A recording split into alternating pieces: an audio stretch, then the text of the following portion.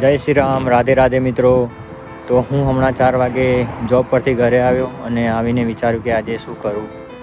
તો મને કંઈ વધારે દિમાગમાં આવ્યું ના, પણ પછી નીકળ્યો અને અત્યારે ઇવનિંગ વોક માટે નીકળ્યો છું. તમે જોઈ શકો ગાઈસ. અને હાલ યુકેમાં 5:30 જ વાગ્યા, પણ અંધારું તમે જુઓ, જાણે આપણે ઇન્ડિયામાં 8 વાગ્યા એવું અંધારું છે. અહીંયા તો બધા ખાઈને સૂઈ પણ ગયા છે, આઈ થિંક સો.